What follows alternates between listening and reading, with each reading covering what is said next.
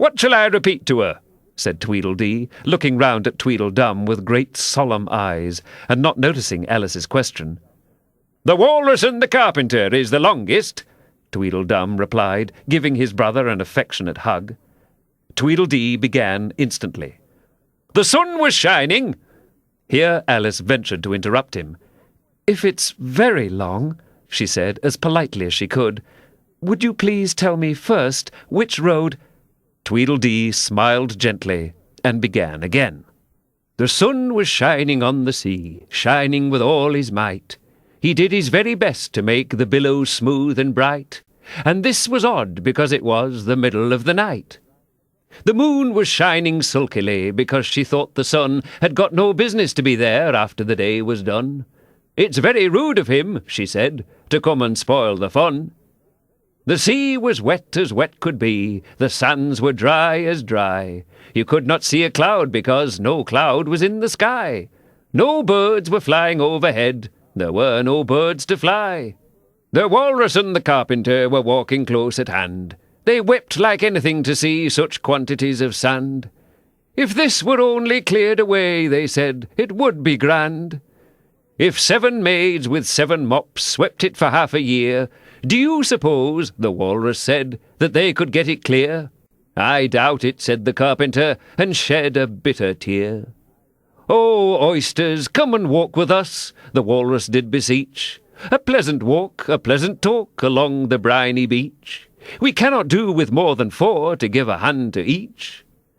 The eldest oyster looked at him, but never a word he said. The eldest oyster winked his eye and shook his heavy head, meaning to say he did not choose to leave the oyster bed. But 4 young oysters hurried up, all eager for the treat.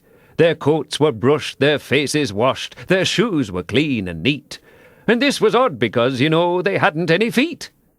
4 other oysters followed them, and yet another 4, and thick and fast they came at last, and more, and more, and more, all hopping through the frothy waves and scrambling to the shore.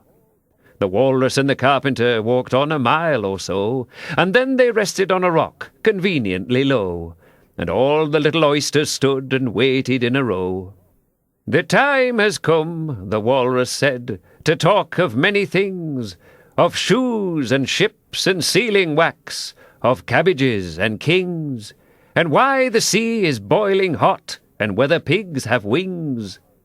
But wait a bit, the oysters cried, before we have our chat, for some of us are out of breath, and all of us are fat. No hurry, said the Carpenter. They thanked him much for that. A loaf of bread, the Walrus said, is what we chiefly need. Pepper and vinegar, besides, are very good indeed. Now, if you're ready, oysters dear, we can begin to feed.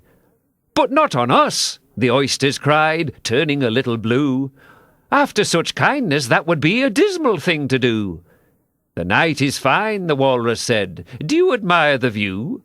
It was so kind of you to come, and you are very nice. The Carpenter said nothing but, cut us another slice. I wish you were not quite so deaf. I've had to ask you twice.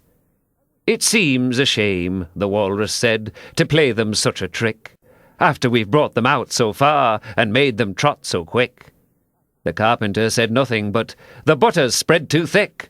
I weep for you, the Walrus said. I deeply sympathize.